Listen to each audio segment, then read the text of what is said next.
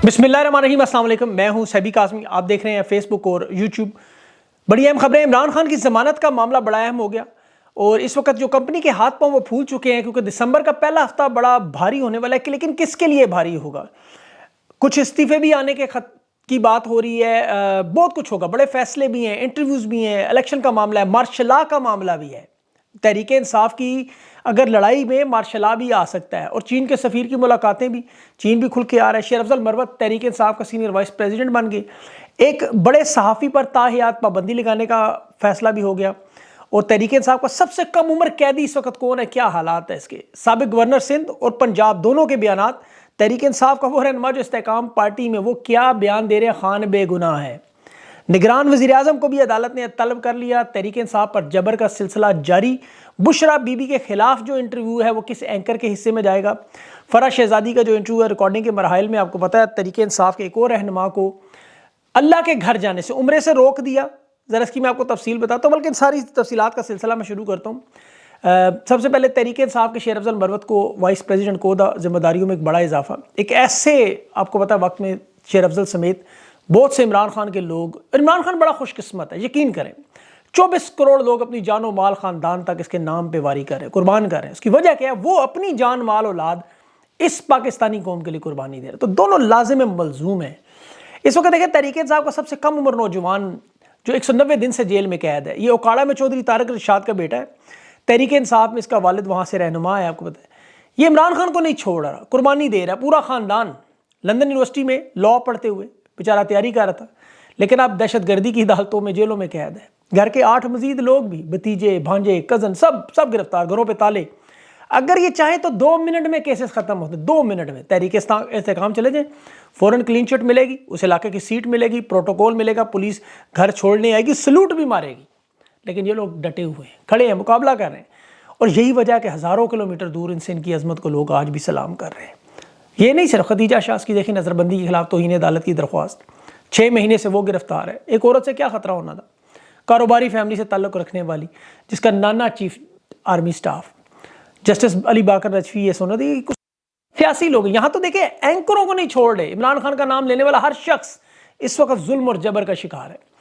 अभी हारून रशीद साहब के हवाले से खबर, उन्हें कहा जब तक आप जिंदा आइंदा आप टीवी चैनल में नौकरी नहीं कर सकते। मेरा ख्याल है बड़ा अच्छा हुआ है, बहुत अच्छा हुआ। उसकी वजह ये चैनल हारून रशीद के लेवल की भी नहीं है। और वैसे भी नौकरी में इंसान हमेशा नौकर ही है, इसका नाम ही नौकरी। अच्छा है, जितना मर्जी बड़ा अच्छा सेठ हो, नहीं, नौकरी है। हारून रशीद साहब को चाहिए कि वो हमारे साथ जुड़े। अभी साबिर शाकिर एक बहुत बड़े प्रोजेक्ट पे काम कर रहे हैं, जितने भी एंकर उनको निकाला जा रहा है, उनको लोगों को नौकरियों से निकालने, उनको जोड़ने के लिए उनका जो प्रोजेक्ट है उस पर उनकी ट्वीट आई है। मैं कोशिश करूँगा उनको प्रोग्राम में लेकर तफसीलात आपके सामने दोबारा रखूँ कि ये क्या मामला है, किस तरह करेंगे। बहरहाल हारून रशीद साहब अल्लाह का शुक्र अदा करें कि उन पर दबाव डाल के इन्होंने मलिक रियाज या फराह शहजादी का इंटरव्यू उनके हिस्से में नहीं डाल दिया। ये कर सकते थे, यकीन करें। अगर किसी को जलील करना हो, तबाह करना हो, तो इंटरव्यू करवा दो। और ये तो अल्लाह के घर जाने से रोक रहे हैं। देखिए यूसुफ जई, शौकत यूसुफ जई, वो सऊदीया जाना चाहता, नहीं जाने दिया। अब वो किराए के मकान में रहने वाला जो 27 साल से इमरान खान के साथ खड़ा है, पहले उसका अखबार बंद किया, माली मुश्किलातों, बेचारा ज़मीन प्लॉट जायदादें बेच के अपना घर चला रहा है। मैं ज़ाती तौर पर जानता हूँ, मिडिल क्लास आदमी, शेख रशीद की तरह। कहते हैं एक प्रेस कॉन्फ्रेंस करो, इस्तेकाम पार्टी में, और जहांगीर तरीन के प्राइवेट जहाज़ में सऊदी अरब भी भिजवाएंगे, सहूलत का वहाँ पे गाड़ियों में प्रोटोकॉल भी मिलेगा। देखो हम नवाज शरीफ को कैसे लेके आए, हम इसहाक डार को कैसे जहाज़ में लेकर आए, तुम्हें भी लेकर आएंगे, छोड़ दो खान को बस। वो कहता है 4 हरफ है मेरी तरफ, मैंने अल्लाह के घर जाना है, उम्रा करूँ, घर नमाज़ पढ़ूँगा, उसके हजूर सजदा करूँगा, वहीं से मेरा उम्रा कबूल कर लेगा। जुल्म जितना मर्जी करें, जितना मर्जी करें जुल्म। आज देखा शौकत यूसुफ जई भी बदल सकता है, असद उमर देखे बदला है। तो थाना सेक्रेटेरिएट की पुलिस कह रही है कि 2014 के जो मुकदमा दर्ज है पीटीवी पार्लियामेंट हमले में, उसमें असद उमर बेगुनाह करार। अदालत में उसका नाम मुकदमे से दरख्वास्त खारिज करने की कौन बात कर रहा है? पुलिस खुद कर रही है। शौकत यूसुफ जई इमरान खान के साथ खड़ा है, इस तरह जो बाकी लोग खड़े हैं खान के साथ, उनको फिर देखें। अभी शेर अफजल मरवत हाल ही में जिन वकला को ला रहा है साथ तहरीक इंसाफ ने, बड़ा अहम मामला, आने वाले दिनों में यही लोग टिकट होल्डर होंगे। शेर Afzal Marwat senior vice president बना, ये बड़ी अच्छी तहरीक इंसाफ की स्ट्रेटजी। उसे पाकिस्तान में कहीं से भी इलेक्शन लड़ाए वो लड़ लेगा, लेकिन बाकी लोगों की केपी में जगह बन जाएगी। अब लोग अक्सर पूछते हैं वो लीडरशिप कहाँ से बनती है पार्टी? ये लीडरशिप ऐसे बनती है जो मुश्किल हालात में, इस तरह के हालात में जो लोग खड़े हैं वो लीडर भी बनते हैं, सहाफ़ी भी बनते हैं। यही मुश्किल हालात में वो लोग सामने आते हैं, उनका नाम तारीख में बनता है। عمران خان کے تمام وکلا ہیں، شعیب شاہین ہے، بیرسٹر عمیر نیازی ہے، بیرسٹر گور علی خان ہے، سلمان اکرم راجہ، بہت سارے لوگ بڑی دلیری کے ساتھ کیسز لڑ رہے ہیں، دن رات بنا فیس کے لگے رہتے ہیں، 24 گھنٹے کام کرتے ہیں۔ یہ سب لوگ پاکستان میں اپنا نام امر کر چکے ہیں، ان کے پاس بھی آپشنز ہیں، جب چاہے پارٹی چھوڑ دیں، چلے جائیں ادھر ادھر پیسہ کمائیں، لیکن کیا ہوگا؟ کیا جو چھوڑ کے خان کو گیا وہ بھی اسی کا ہے۔ عمران اسماعیل آج بھی کہہ رہے ہیں، کہتے ہیں عمران خان کے منہ سے ہمیشہ پاکستان کی فوج کا یہی سنا، ملک کی نگہبان ہے یہ۔ مسلم لیگ نون اور پیپلز پارٹی جب بھی فوج کے خلاف بات کرتی تو خان ہمیں یہی کہتا تھا، تم لوگوں نے پاک فوج کے خلاف کبھی بات نہیں کرنی۔ اس سے زیادہ گوئی کیا ہو سکتی ہے؟ یہ سندھ کا گورنر کہہ رہا ہے، اور پنجاب کا گورنر کیا کہہ رہا ہے؟ چیمہ، عمر چیمہ، کہ 9 مئی کا فائدہ تو نون لیگ پیپلز پارٹی کو ہوا، تحریک انصاف کو الیکشن سے باہر رکھ کے یہ جو منصوبہ بندی ہے یہ لیول پلینگ فیلڈ نہیں ہے، ذرا باہر نکالیں ہمیں، ہم سے الیکشن تو لڑیں، دیکھیں ہم کرتے کیا ان کا۔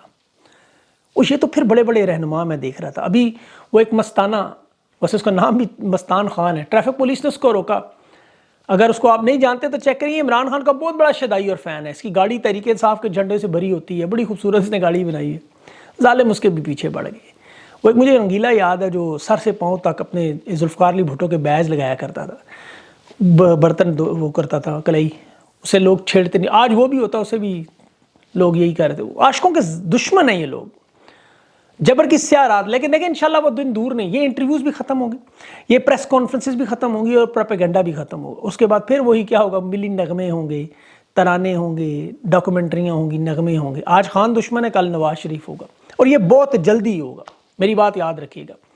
ان کے تمام پریس کانفرنس انٹرویوز، ابھی حال ہی میں ان کا سب سے بڑا انٹرویو خاور مانی کا تو وہ مکمل بڑھ گیا جہاں سے نکلا تھا۔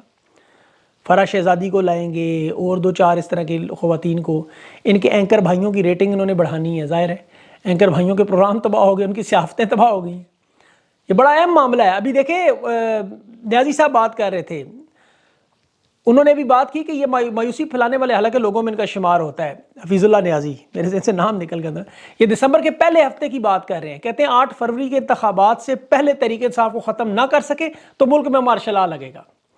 اب تحریک انصاف تو ختم نہیں ہوگی انشاءاللہ، یہ تو سب جانتے ہیں، پھر استعفے آنا شروع ہوں گے، پریس ریلیز ہوں گی، ثبوت دینے ہوں گے۔ ابھی دیکھیں الیکٹیبل جا رہے ہیں چھوٹے چھوٹے گاؤں میں، گوٹھ میں، دیہاتوں میں ووٹ مانگنے، لوگ کہہ رہے ہیں ووٹ تب دیں گے تحریک انصاف کا ٹکٹ لاؤ۔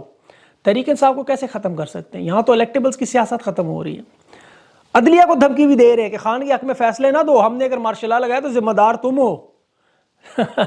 الیکٹیبلز کہہ رہے ہیں، انہیں کہتے ہیں نہ مہم چلانے دیں گے، اور اگر ٹکٹ لیا خان کا تو جان سے مار دیں گے۔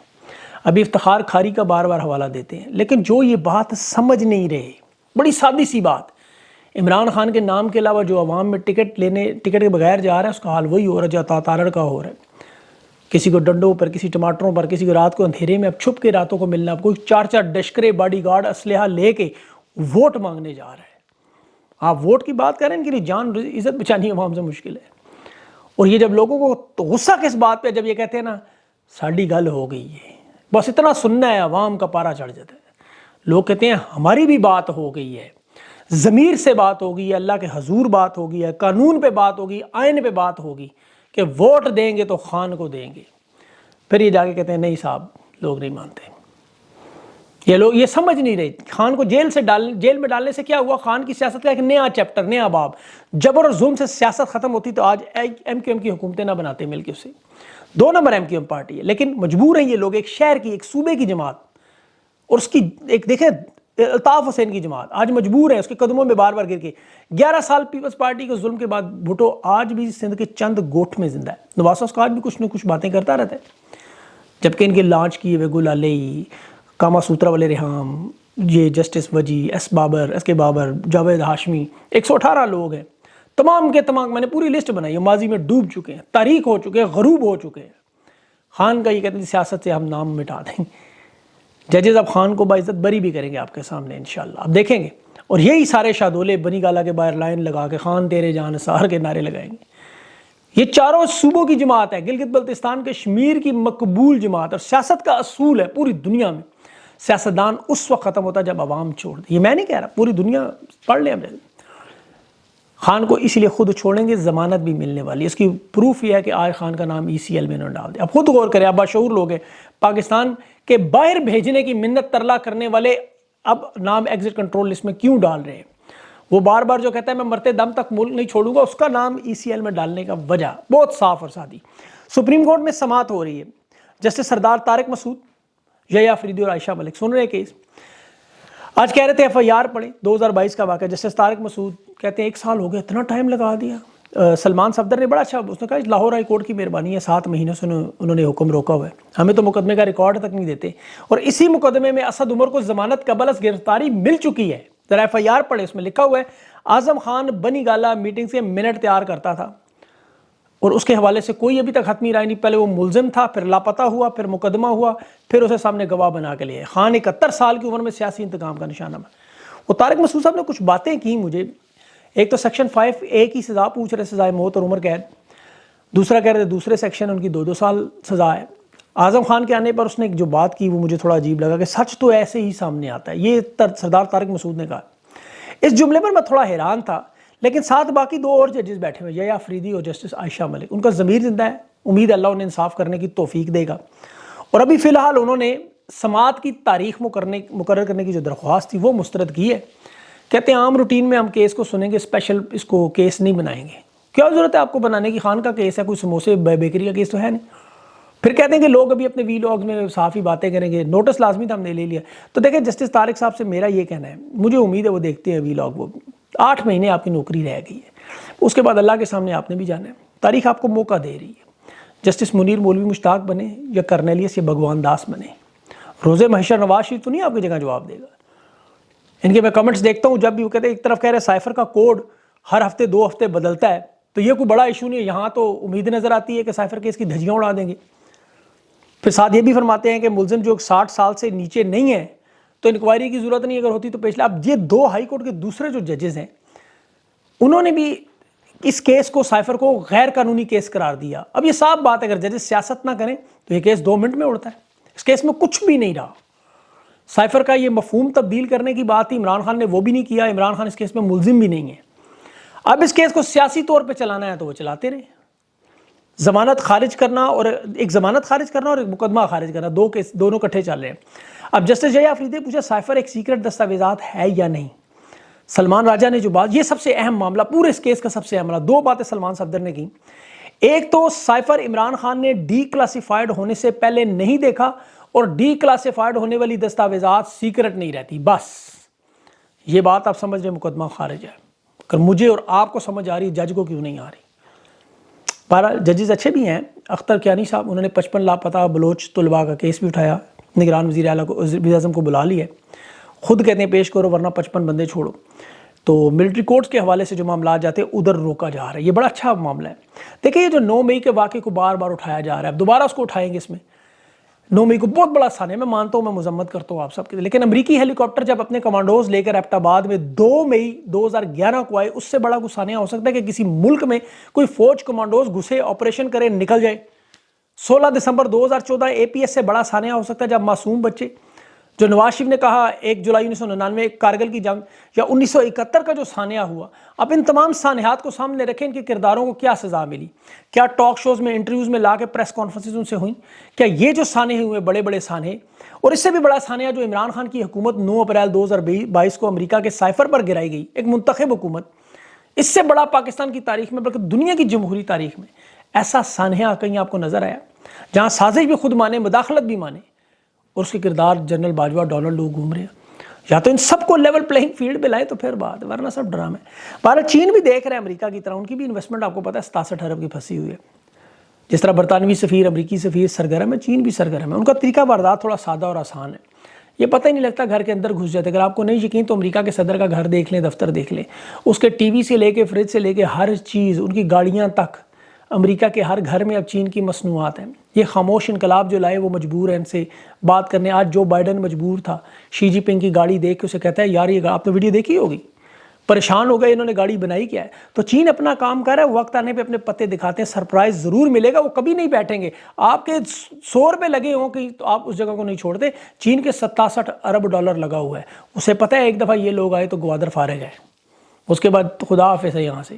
انہوں نے اپنے پیسے بچانے ہیں، وہ عمران خان کو بچانے کی کوشش نہیں کریں گے، وہ اپنے پیسے بچانے کے لیے فیئر الیکشن مانگ رہے ہیں، اور وہ کروائیں گے۔ یہ جو آہستہ آہستہ حرکت شروع ہے، یہ اگلے 80-85 دن بڑے اہم ہیں۔ اللہ سے دعا کریں معاملات ٹھیک ہوں، کیونکہ مجھے خطرہ یہ بھی ہے کہ یہ مارشل لا نہ لگ جائے۔ جس طرح معاملات جا رہے ہیں، اگر یہ کنٹرول نہ ہوا، جو نہیں آ رہا، صاف نظر آ رہا ہے تحریک انصاف جیتتی ہوئی نظر آ رہی ہے، الیکشن میں یہی لوگ جائیں گے اور یہ الیکشن سے باہر ہو نہیں سکتے۔ اگر ان کو پوری بڑی میجورٹی کو باہر کیا تو بنگلہ دیش بنے گا، اگر نہ کیا تو یہ جیت جائیں گے، اور اگر یہ ان سے روکنا ہے تو پھر مارشل لا لگانا۔ آپشنز کم ہوتی جا رہی ہیں۔ ایک اور آپشن بھی ہے، چلے جائے سیدھا ڈائریکٹ اڈیالہ جیل، بیٹھ کے خود اس سے بات کریں 101، اس کے سامنے آپشن رکھیں اور اسے معافی مانگ لیں۔ یقین کریں اس کا بڑا دل ہے، وہ یہ ساری چیزیں بھول جائے گا، اور بھولنی بھی چاہیے۔ وہ اپنے اوپر ساری چیزیں جو جرم جرائم ہیں ان کے وہ جانے عدالتوں میں چلتے رہیں گے، لیکن یہ سارے معاملات وہ بھول جائے گا وطن کے لیے، پاکستان کے لیے۔ اور اس کا یہ مطلب ڈیل نہیں ہے، مفاہمت نہیں ہے، یہ نواز شریف والی مفاہمت نہیں ہے کہ مجھے وزیر اعظم لگاؤ۔ عمران خان کو وزارت عظمیٰ میں باخدا اس طرح کی دلچسپی بالکل نہیں ہے، ورنہ وہ بہت پہلے بن جاتا۔ اب وہ صرف، اب تو مجھے خطرہ سب سے بڑا جس چیز کا ہے کہ یہ نہ ہو خان باہر آ کے دوبارہ اقتدار میں آئے اور پھر بھی ملک نہ ٹھیک کر سکے، یہ اتنا تباہ کر جائے، اس کو اللہ نہ کرے۔ اس پہ دعا کریں اللہ سے۔ اپنا خیال رکھیں۔ اگلے انٹرویو تک کے لیے مجھے اجازت۔ اللہ حافظ۔